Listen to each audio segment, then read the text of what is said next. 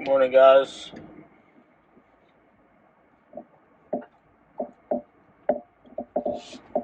Up early today. It is Monday, April the 11th.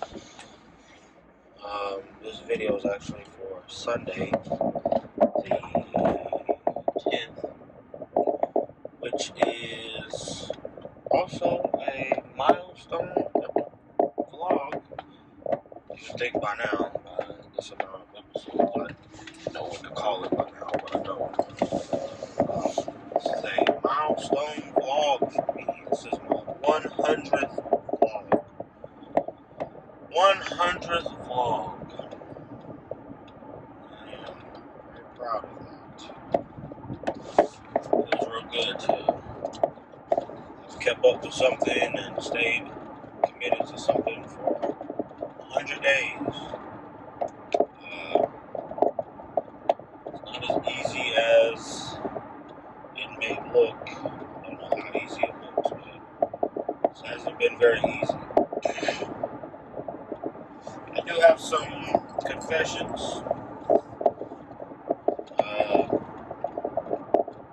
Some things that I've been battling with the past few days that I have wanted to touch bases with my subscribers and my channel on. Mainly just the not just the whole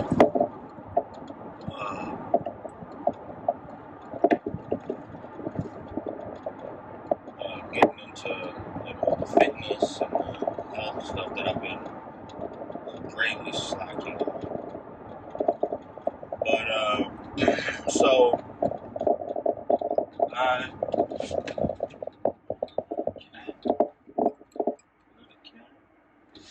But I spent the last week. I spent the last week with Lacey and the kids at my house, and it was great. I'm really glad that they came and spent time with me. It was a good learning experience, and it also showed itself to be a good test to my strength for a few different reasons. One being, I haven't spent so much time by myself since my daughter was born in January, and getting accustomed to being by myself. It was a test of my patience because I kind of got used to, the whole being there by myself and being in a certain level of cleanliness and a certain level of distraction, which I really shouldn't be getting used to because it's not going to be likely that I'll spend a lot of time away from them moving forward. But I do have to admit that it was kind of a struggle on my patience for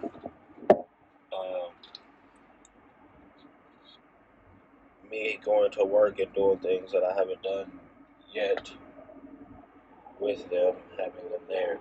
I really enjoy them being there because, I like spending time with them. It's just getting used to being alone and then having all of them back was a learning experience. This is the best way I can describe it. Also,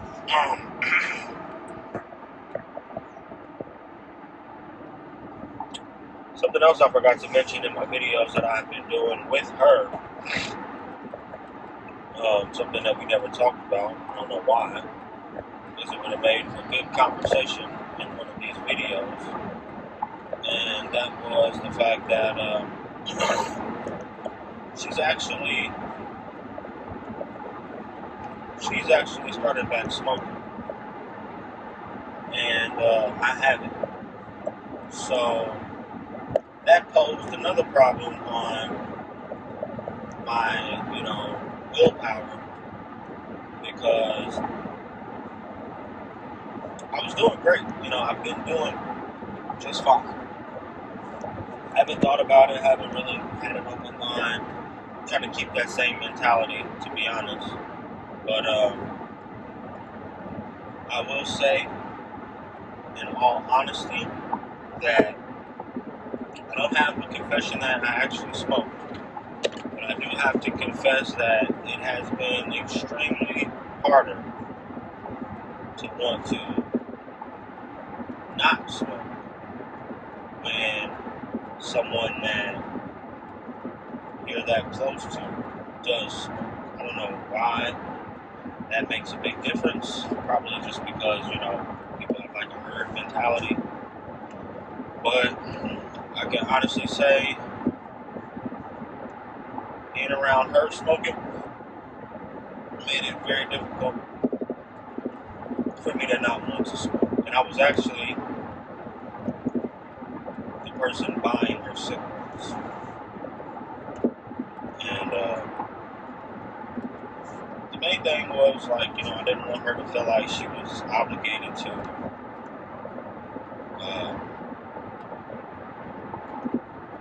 take on things that I took on because it was something that I chose to do and that she didn't. So I didn't want her to feel like it was something that she had to do for us to be, okay or whatever. And I still feel that way. I still feel like she doesn't have to not smoke because I don't. But I will say, I did not expect being around it to heighten my awareness the way it did. Like, I started to notice it more on like TV and movies and stuff that I watched. It just became way more prominent than I would have liked to have noticed. And it made me really want to indulge in a cigarette, because I don't know why I feel like a cigarette is okay, but it's not.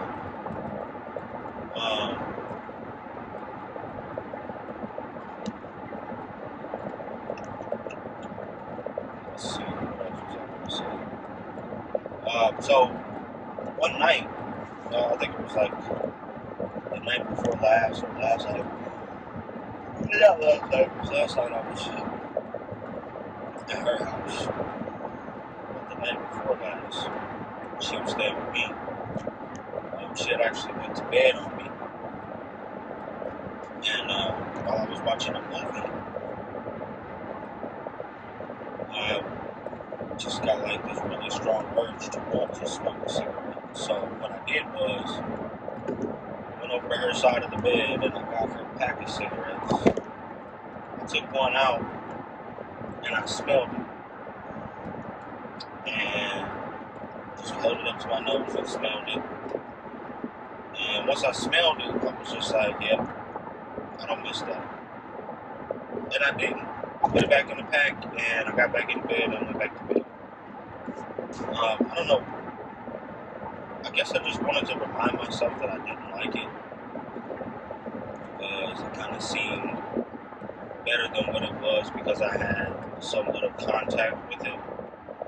And I kind of wanted to tell myself that if I could hold it in my hand and still see that I don't want to put it back, that would be a true test to whether or not I'm done.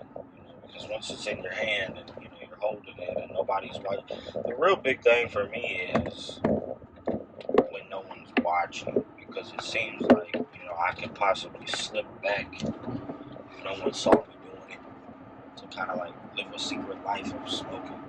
But it's just not that deep for me. Not to mention the fact that something else I had to realize was that I don't think it's going to be the type of thing that I'm gonna be able to just like completely avoid forever, and just like not be around people that smoke, try to keep my distance from them, and like that's not the case, because A, there's people at my job that smoke and I can smell it. B, she smokes, and you know, we're raising children together. And C, it's like I don't want to be like the kind of person that has to like change my lifestyle or change where I'm at. I just feel like if I do that, I'm letting it control me. The urges are too strong for me, and I have to avoid it at all costs, which I don't think is the case. I think what would be better for me would be to just get used to genuinely not wanting it, and being able to be around it and still not have the urges, because I've already shown myself that I can do it and that I don't want to. I just have to continue growing in that strength, because like, I don't know about, you know, how she feels about it, but I just feel like that's the one thing that I've stuck to this year that has made the biggest difference in like my mentality and like my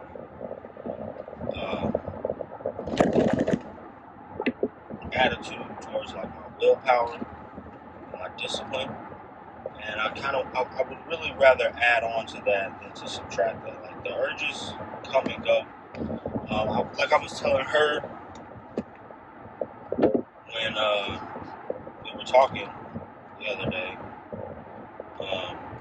it's pretty easy for me to go without for about 6 months, because this isn't the first time I've ever quit.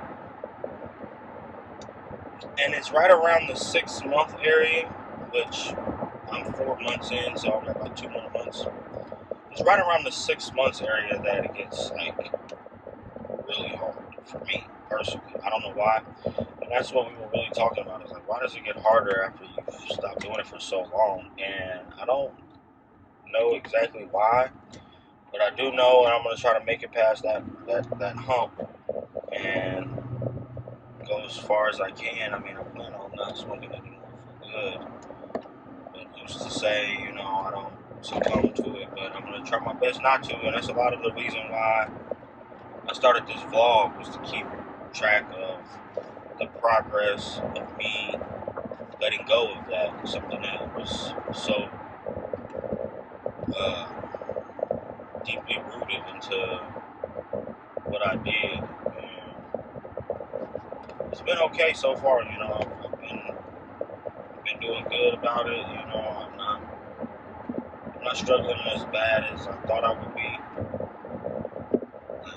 It's not that relevant to my mind as it used to be, or as it was when I first stopped. But it's starting to gain some momentum as far as like my attention towards it, because I don't know if it's just because I'm being too complacent as far as like not keeping myself occupied, or if I'm just paying attention to the wrong stuff.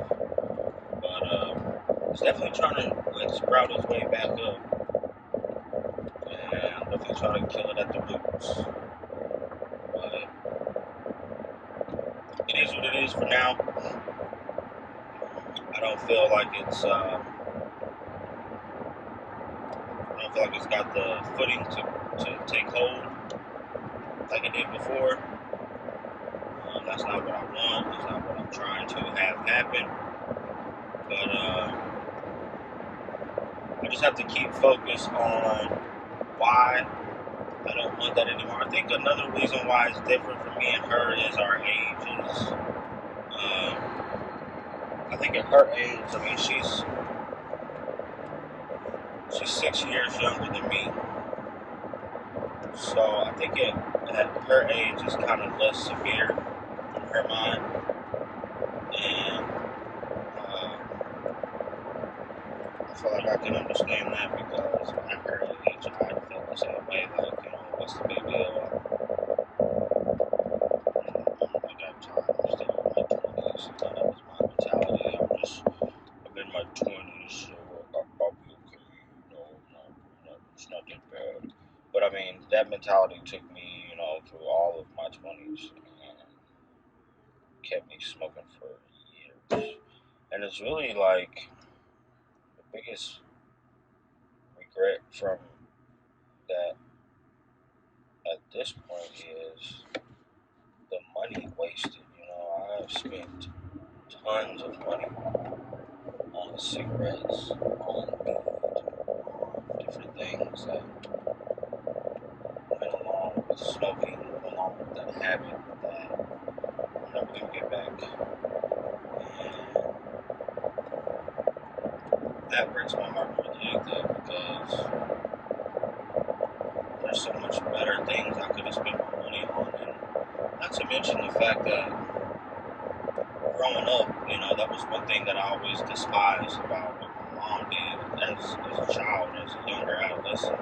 It's like, I wish she never did that because I didn't like it. I didn't like the fact that she did it.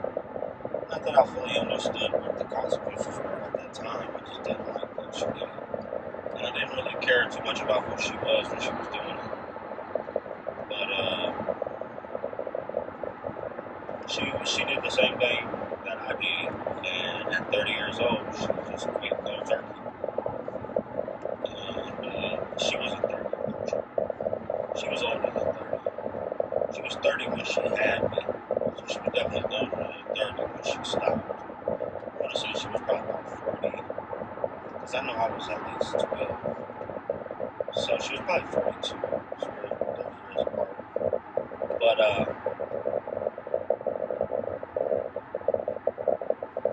I'd like to call it quits at 30. I'm going to be 31 this year, in a few months. I don't want to spend my 30s making the same mistakes I made in my 20s. And I think this would be a great way to keep that going, as long as I can. And it's crazy because, like, it seems like in those moments when you're battling with that urge, it seems like time is doing something different in your head. Like, it's like it goes from, you stop looking at time as like, excuse me, you stop looking at time as like, okay, this is how long I've done, I've done so well. And you start looking at time like, what if, it's like you start counting down instead of counting up. It's like, what if I just mess up this one time, go back this one time, and just restart the clock. As far as like how long we've been without, and it's like, I don't want to restart that clock. I don't want to restart this is how long I haven't smoked clock. But at the moments when you're having those urges, it feels like something in your head tells you it's some way worth it of wanting to restart that clock. And I just can't convince myself that it's worth it to go back on what I've already seen has proved itself beneficial. But I do see how that state of mind is considered an addiction, because it's like there's so many other things that you make up your mind on, and it's just like you don't second guess it, you don't go back on it, you don't change your mind about it, you just stick to it, and it is what it is. But that's been one of those things that, as much as I don't like it, it's like it has its own control over me, and I have to constantly fight with it to remind it and myself that it's not what I want anymore. And think that might have another.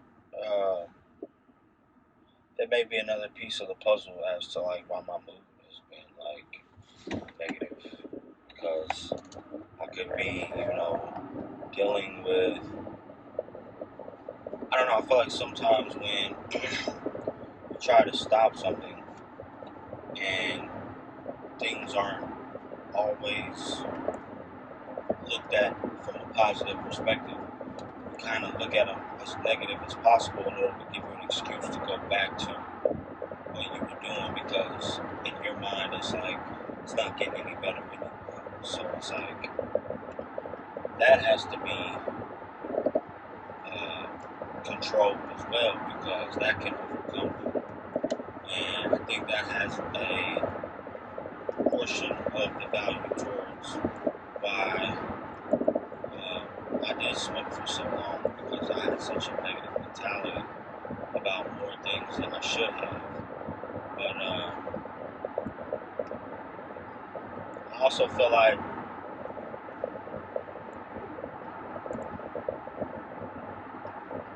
some other things that have crossed my mind that I'm not very proud of thinking,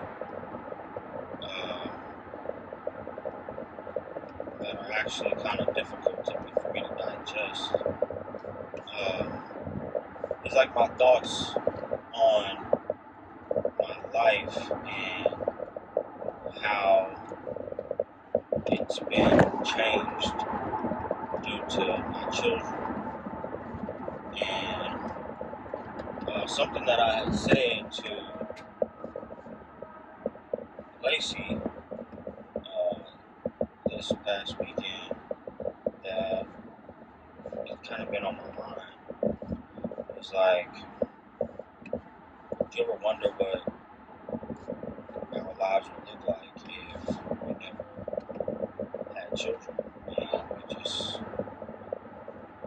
stayed, me and you longer? And she was like, well, you would probably love me more. And I was like, probably you're right about that. But it sounds like sarcasm when you think about it. But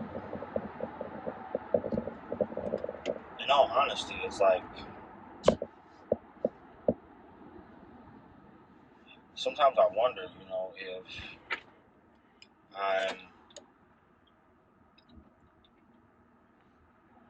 I don't know, I wonder sometimes if I'm even mentally stable enough, because, I go through these, like, suicidal phases.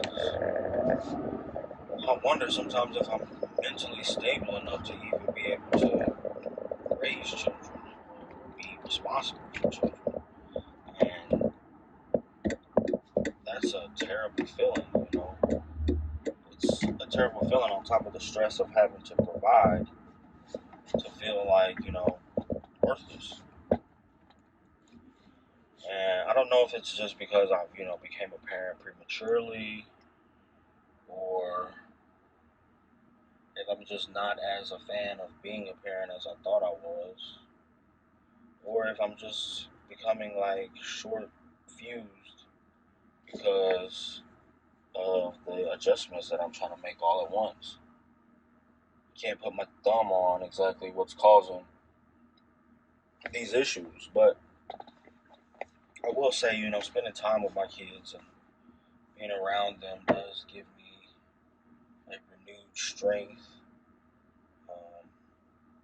But it also takes a lot out of you. It also takes a lot out of you. And something else that I always hear playing in my head is, I think it was on the show Mindhunter on Netflix. And I think Holden Ford's girlfriend told him that aren't all fathers absent fathers to a degree.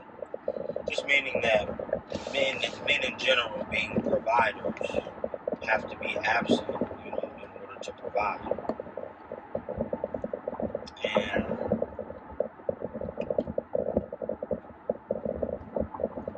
that's stuck to me. Like,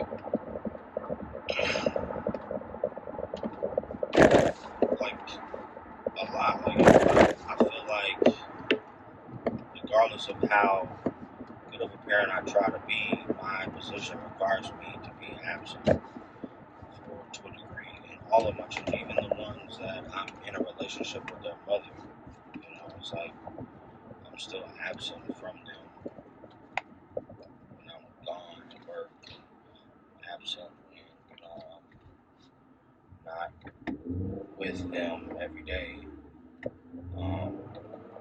But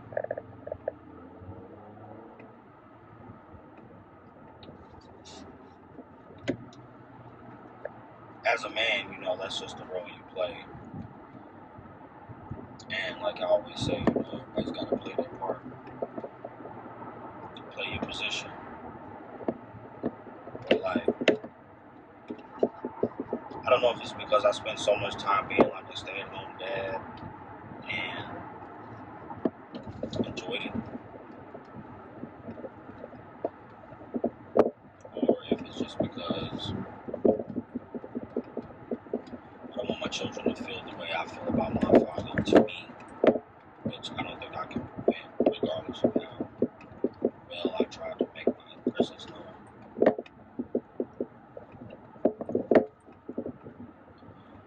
I just know that it feels somewhat ironic that she's kind of right. The girl from the show was kind of right. Like, all fathers are pretty much absent fathers to a degree. And society kind of is okay with that. I mean, I know I probably shouldn't complain. I'm not getting the short end of the stick, but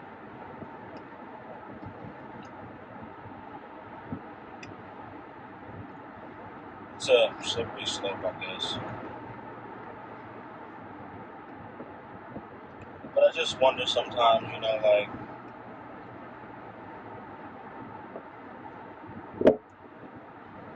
I guess it's normal to have like a buyer's remorse, or like to feel like, to question whether or not you made the right choice, especially with huge life-changing choices. I guess there's common for people to feel like,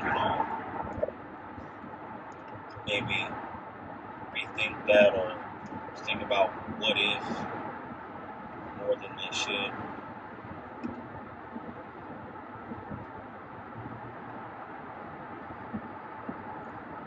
I don't know if that's a good or bad thing, but I mean, I just know that sometimes I do that. I know I did it this weekend, and it makes me sad to imagine life without my kids, but it also makes me sad to see my life where it is with my kids. It's really weird because, like,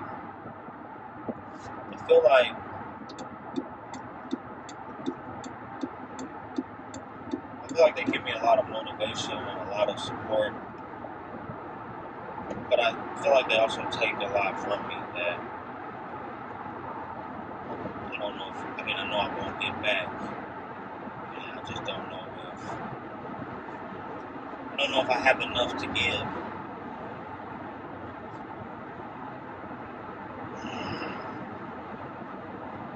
I know there are people that I regret having kids with, and a lot of times I wish I would have just had kids with one person more often in my life. But I do also, on the other hand, know that I also feel like, just like with the whole me living at home with my mom thing, and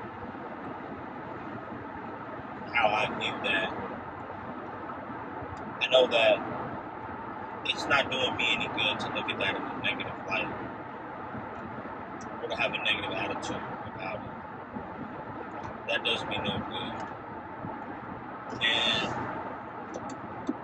not to say that I want to be positive about it to the point that I just continue doing it, but to say, like,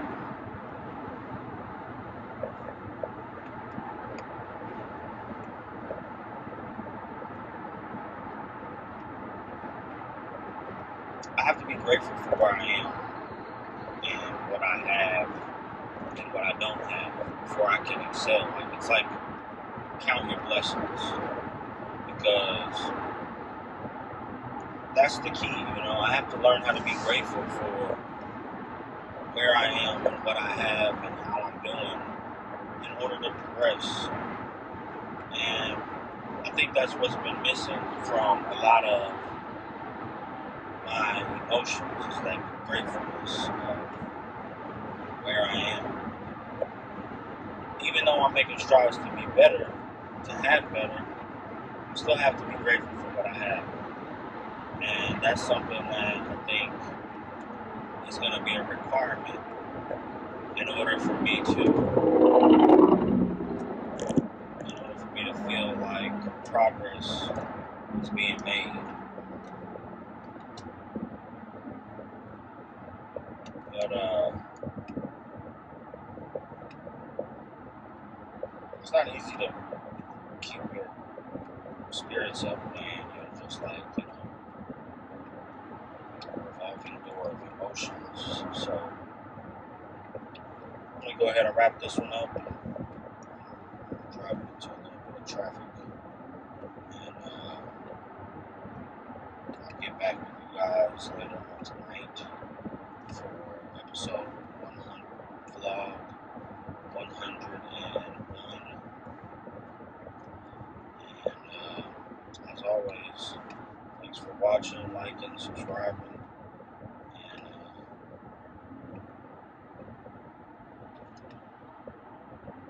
and if you see anything you chime in on, feel free to comment.